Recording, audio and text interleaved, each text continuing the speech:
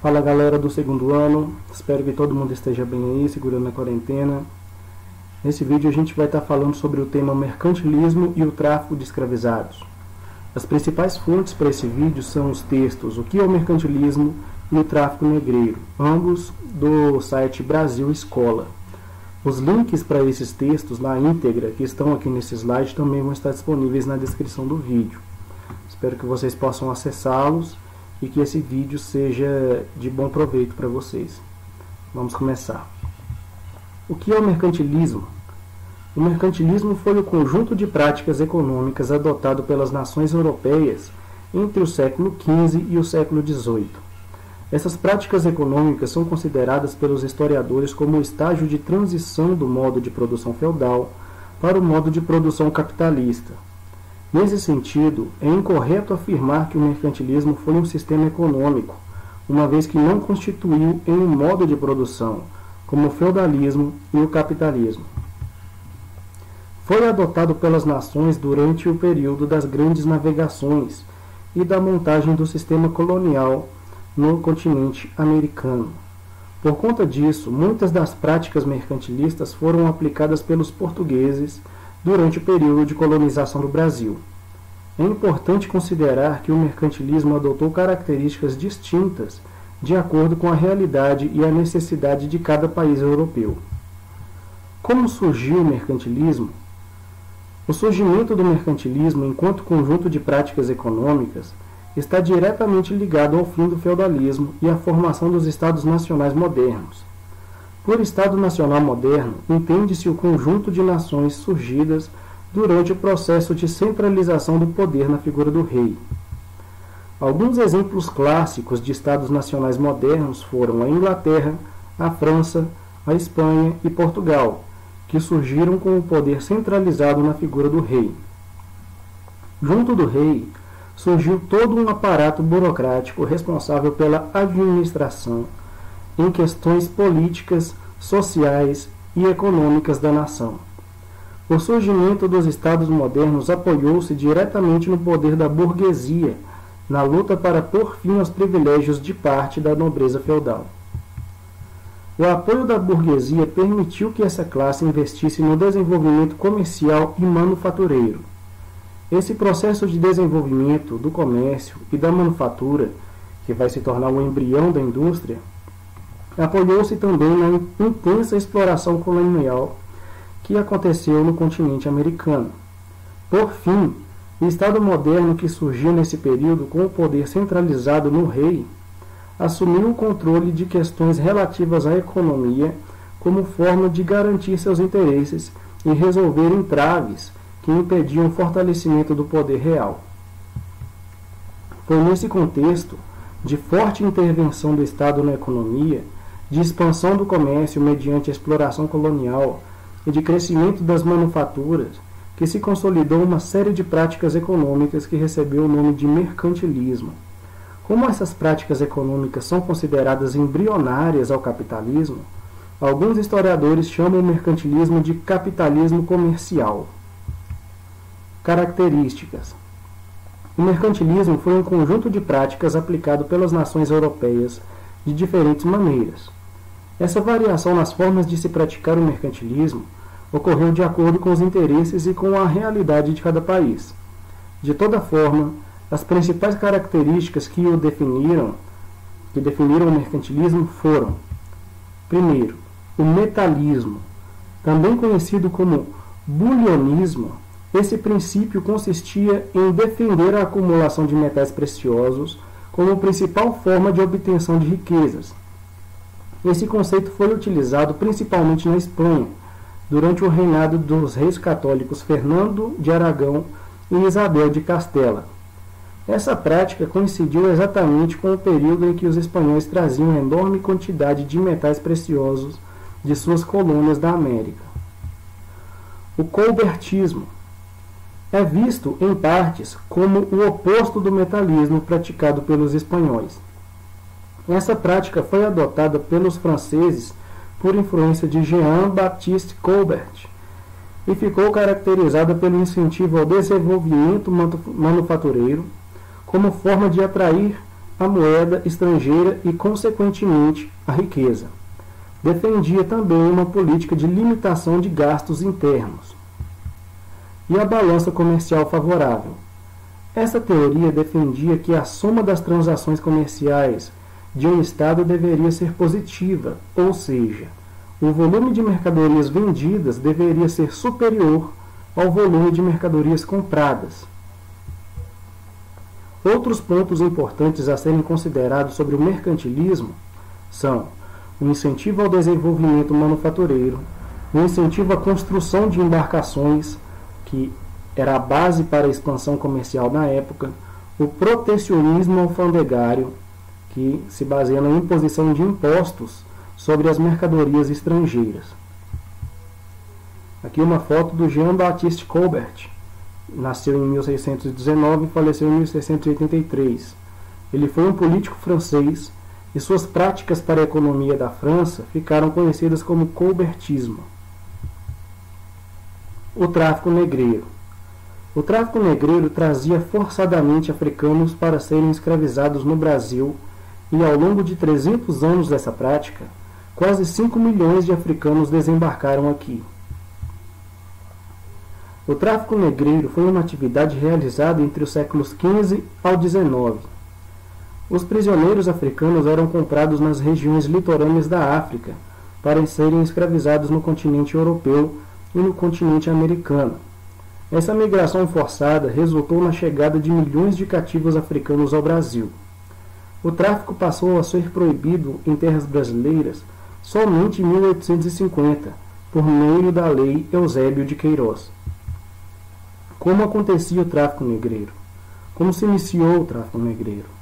O desenvolvimento do tráfico negreiro no Brasil está associado com a instalação da produção açucareira que aconteceu no país em meados do século XV.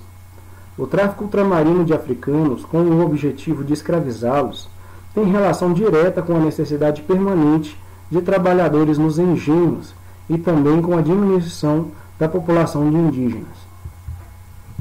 Desde o início da colonização do Brasil por Portugal, os indígenas sofriam com a escravização, mas uma série de fatores fez a população de indígenas começar a diminuir.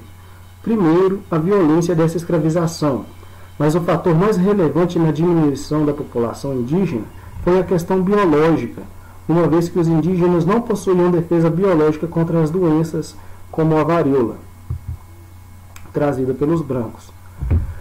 Isso, porém, não fez com que a escravização de indígenas acabasse, mas fez com que uma alternativa despontasse. Além disso, havia a questão dos conflitos entre os colonos e a igreja, uma vez que a igreja, por meio dos jesuítas, eram contrários à escravização dos indígenas, pois os consideravam alvos potenciais para a conversão religiosa. Outro fator relevante é o estranhamento cultural que existia nessa relação, pois os indígenas trabalhavam o suficiente para produzir aquilo que lhes fosse necessário para o sustento de sua comunidade.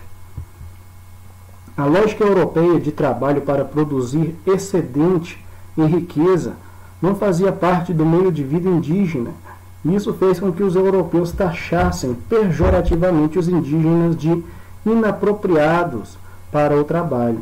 Daí surgiu o preconceito de que o índio é preguiçoso. As constantes fugas dos indígenas, que conheciam a terra muito bem, também eram outro fator relevante. O último fator que explica o início do tráfico negreiro era o funcionamento do próprio sistema econômico mercantilista. Na lógica desse sistema, o tráfico ultramarino de escravos era um negócio relevante, tanto para a metrópole quanto para os colonos que se lançassem nesse empreendimento. Dentro do funcionamento do sistema colonial escravista, a existência do tráfico negreiro atendia a uma demanda por escravos das colônias e, por ser uma atividade altamente lucrativa, atendia aos interesses da metrópole e da colônia. Isso porque o envolvimento de Portugal com o tráfico de africanos, com o intuito de escravizá-los, era um negócio que existia desde meados do século XV. Os portugueses possuíam uma série de feitorias na costa africana e nela compravam africanos para enviá-los como escravos, para trabalharem nos engenhos instalados nas ilhas atlânticas. Concluindo, O entendimento dos historiadores atualmente a respeito desse assunto é que a escassez da mão de obra indígena e a instalação de um negócio que tinha alta demanda por escravos, a produção de açúcar, gerou uma demanda por outra mão de obra, e os comerciantes portugueses, identificando essa necessidade, ampliaram o tráfico negreiro a dimensões gigantescas. Como funcionava o tráfico negreiro? O tráfico negreiro envolvendo os europeus iniciou-se no século XV, quando os portugueses instalaram feitorias pelo litoral do continente africano. Nessas feitorias, os portugueses mantinham contato com os reinos africanos, estabelecendo relações diplomáticas que os possibilitavam manter um comércio, ao que se incluía a venda de seres humanos.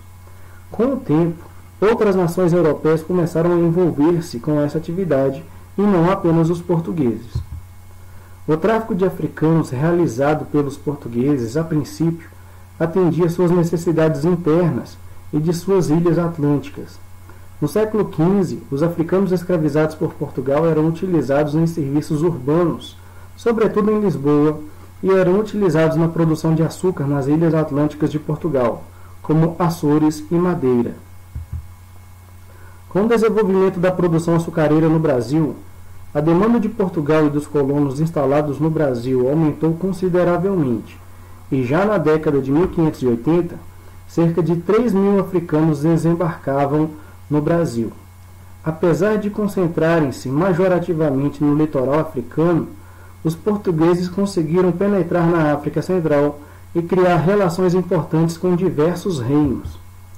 Entre as principais feitorias portuguesas na costa africana está a construída em Luanda, localizada em Angola. O historiador Roquinaldo Ferreira afirma que Luanda cumpriu papel fundamental como centro de formulação e execução de operações militares contra reinos africanos e como base de intensa diplomacia entre europeus e africanos. Os escravos eram conseguidos por traficantes que obtinham os prisioneiros comprando-os, caso fossem prisioneiros de guerra, ou por meio de emboscadas realizadas pelos próprios traficantes. Os africanos, após terem sido prisioneiros, eram levados a pé até os portos onde seriam revendidos para os portugueses ou outros europeus.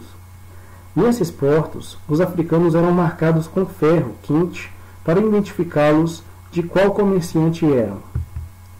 Nesses portos, os africanos prisioneiros eram trocados por alguma mercadoria valiosa, que poderia ser tabaco, cachaça, pólvora, entre outros.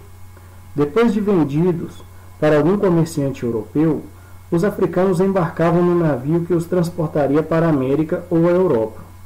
Este navio era chamado de tumbeiro, pelo fato de ser um local onde muitos dos escravos embarcados morriam. Viagem nos navios negreiros. Aqui a gente tem uma imagem, que é uma representação dos porões que abrigavam os africanos escravizados nos navios negreiros. E a gente vê a posição desconfortável, a aglomeração que eles tinham que enfrentar durante meses, para poder chegar ao destino onde eles ainda iam sofrer mais sendo escravizados. Viagem nos navios negreiros. Os navios negreiros, em geral, comportavam em média de 300 a 500 africanos que ficavam presos nos porões em uma viagem que se estendia durante semanas. Partindo de Luanda, a viagem para o Recife durava 35 dias, para Salvador durava 40 dias e para o Rio de Janeiro durava de 50 a 60 dias. As condições de viagem eram extremamente desumanas, e os poucos relatos que existem da forma como os africanos eram trazidos para as Américas reforçam isso. O local no qual os africanos eram aprisionados, o porão, era geralmente tão baixo que os africanos não conseguiam ficar em pé, e o espaço era tão apertado que muitos tinham que ficar na mesma posição durante um longo período. A alimentação era escassa e era resumida em uma refeição por dia. O historiador Jaime Rodrigues aponta que no começo das viagens, quando a possibilidade de revolta dos africanos era maior, os traficantes de escravos davam uma quantidade de alimentos menor ainda, para evitar que se rebelassem. A água também quase nunca era potável, e os alimentos disponibilizados eram feijão, farinha, arroz e carne seca. A má alimentação, principalmente pela falta de uma dieta rica em vitaminas, fazia com que doenças como o escorbuto, causada pela falta de vitamina C, fossem proliferadas. Outras doenças também se espalhavam pela sujeira dos locais que abrigavam os africanos. Os porões eram escuros, sujos e abarrotados de gente, de tal maneira que até respirar era difícil.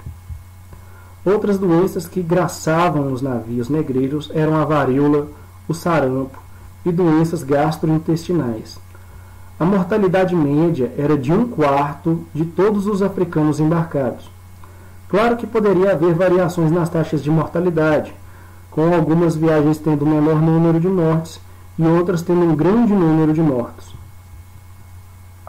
Alguns relatos resgatados pelos historiadores já sugerem a motivação racista dos europeus no tráfico negreiro.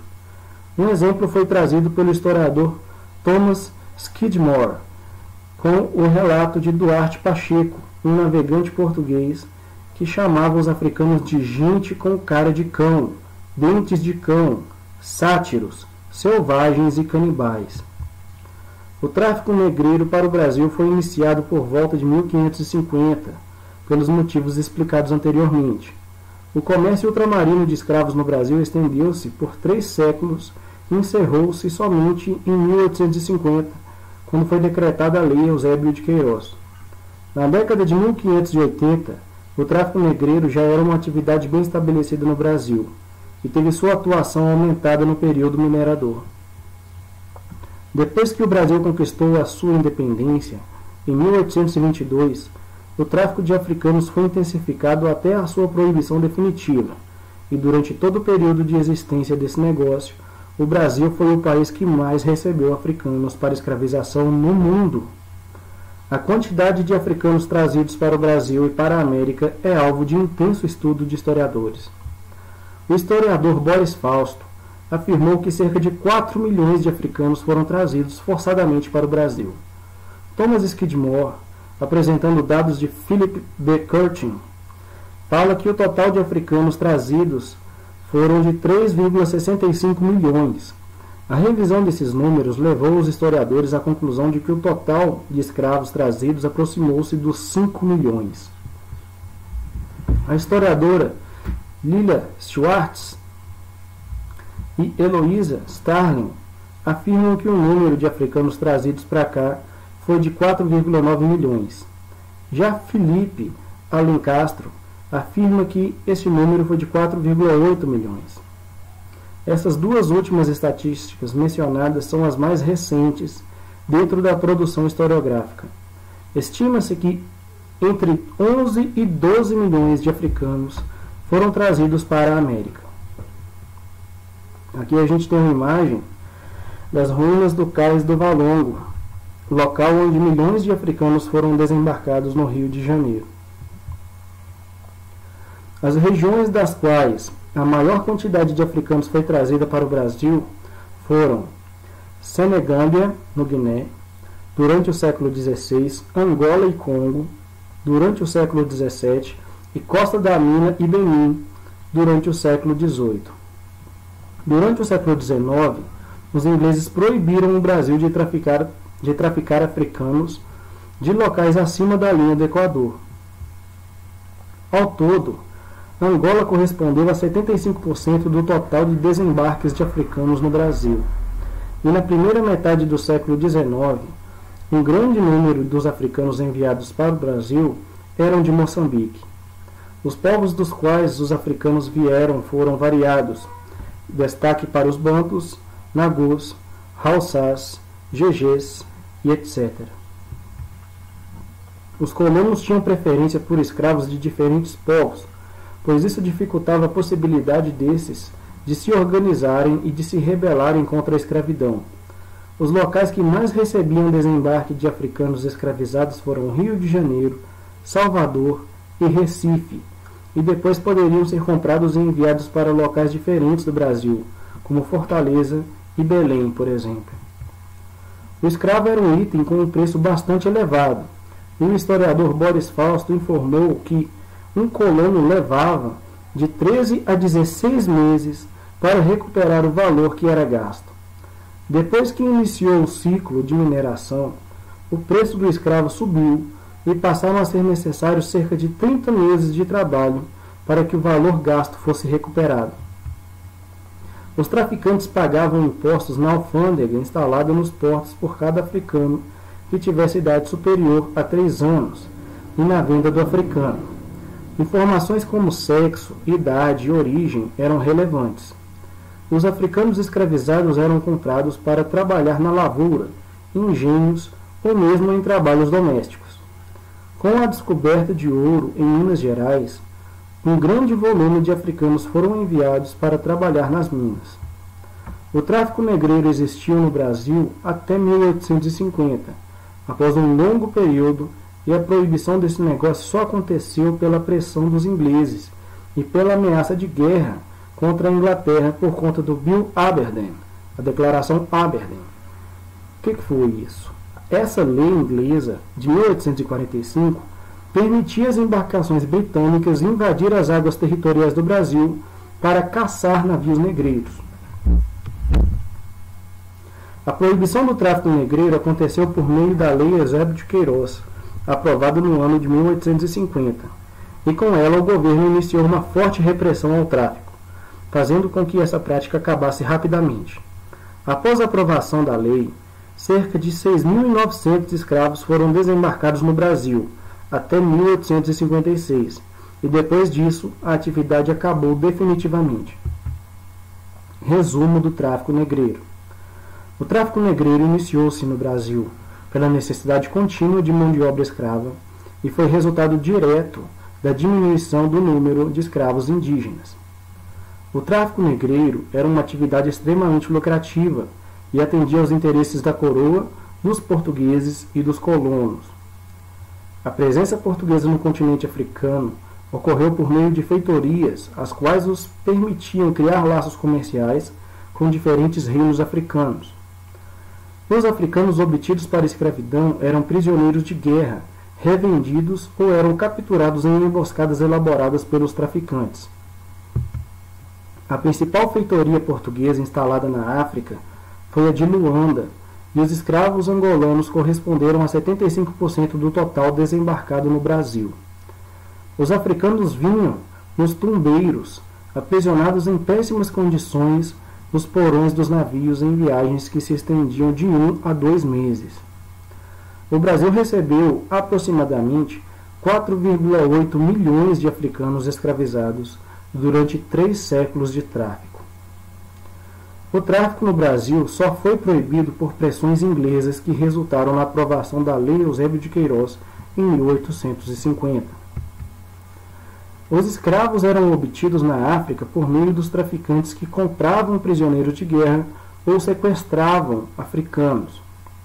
Aqui a gente tem uma imagem de uma dessas emboscadas, né, onde os traficantes aqui estão transportando, né, de forma compulsória, evidentemente, os negros escravizados.